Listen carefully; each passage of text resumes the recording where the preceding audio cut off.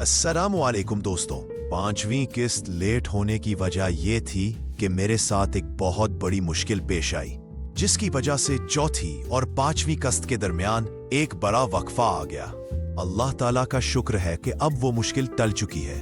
तो आइए अब हम अपनी असल कहानी की तरफ आते हैं। अगला दिन इतवार का था। ट्यूशन से छुट्टी थी, इसलिए मैं सारा दिन इनके घर नहीं गया। शाम को मुझे कजन टीचर ने पैगाम भेजा और अपने घर बुलाया। जब मैं उनके घर गया तो वो सब खाना खा चुके थे। ठंड बहुत ज्यादा थी, सब रजाइयां ओढ़कर बस्तरों में बैठे थे और कजन टीचर ने मुझे भी रजाई में बैठने की ऑफर दी।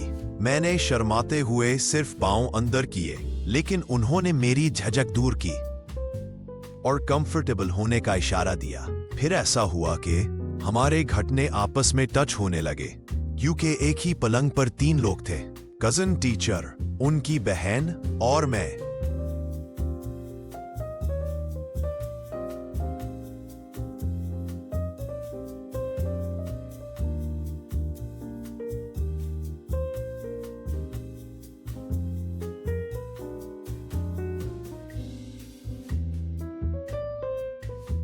मुझे अजीब सा एहसास हो रहा था। कुछ देर बाद टीचर की बड़ी बहन ने चाय का कहा। तीनों कजन्स में बहस शुरू हो गई कि कौन चाय बनाएगा। कजन टीचर ने मेरा हाथ पकड़ा और बोली, चलो हम खुद चाय बना कर देते हैं। चाय बनाते हुए हमारी पसंदों नापसंद पर बात होती रही। चाय तैयार हुई, हमने अपने कप अलग रख लिए और उनमें चीनी डाल ली। बाकी सबके कप में नमक डाल दिया। हमने बड़ी महारत से सबको नमकीन चाय पेश की। हर एक के हाथ में नमक वाली चाय आई। हमने फौरन अपने कप उठाए, चंद सूप लिए और चाय खत्म कर दी। बाकियों ने बस एक घूंट ही लिया और समझ गए कि ये शरारत है।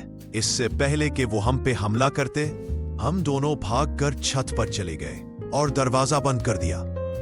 वो नीचे से आवाजें देते रहे, लेकिन हम ठंडी रात और तारों भरे आसमान का नजारा करने लगे। कजन टीचर अपने बचपन की शरारतें सुनाने लगी। हम इतने मगन हो गए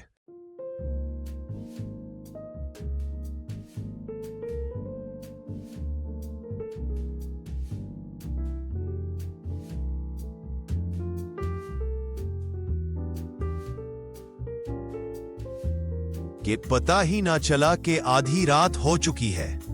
फिर मैं इजाजत लेकर घर वापस आ गया। अगले दिन ट्यूशन पढ़ने के बाद फौरन घर गया, लेकिन कजन टीचर ने फिर छत से आवाज देकर बुला लिया। मेरे हाथ में एक डाइजेस्ट और एक डायरी थी, जिसमें मेरी पसंद की शायरी दर्ज थी। कजन टीचर को नावल बहुत पसंद थे, इसलिए वो डायरी मेरे हाथ से लेकर सीढ़ियों पर बैठ गई और हर शेर को अपने ऊपर फिट करने लगी। वो हर शेर पर कमेंट्स भी कर रही थी, जैसे सीरियल आप ना करते याद मुझे, किसी और की तरफ देखना भी नहीं। बस 4 दिन बाद वो अपने घर वापस चली गई। ट्यूशन मामूल पर चलने लगा। एक दिन मेरी नजर डायरी पर पड़ी। मैंने कमेंट्स पढ़ने शुरू किए तो दिल में अजीब सी हलचल मच गई। मुझे पहली बार इन कमेंट्स में मोहब्बत का इजहार महसूस हुआ, लेकिन अब टीचर से कोई राब्ता ना था।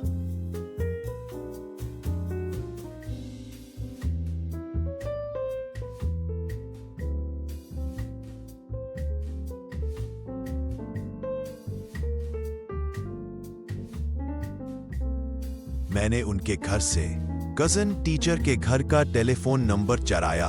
उस वक्त मोबाइल आम नहीं थे, इसलिए मैं पीसीओ गया और नंबर डायल किया। इत्तेफाक से कजन टीचर ने कॉल रिसीव की। उनकी आवाज सुनकर मैं बेहद एक्साइटेड था। हम बातें करते रहे और पता ही ना चला। आधा घंटा गुजर गया। पीसीओ पर रश था, इसलिए कॉल बंद करनी पड़ी। कॉल महंगी थी, उसका एहसास टीचर को भी हो गया। 2-3 बार मजीद बात हुई। फिर मैंने अब्बू से जिद की कि मोबाइल चाहिए। 2 दिन बाद अबूजान ने मुझे मोबाइल ले दिया। जानना चाहते हैं कि मोबाइल मिलने के बाद क्या हुआ? तो जुड़े रहिए हमारे साथ YouTube चैनल यादों का सफर पर।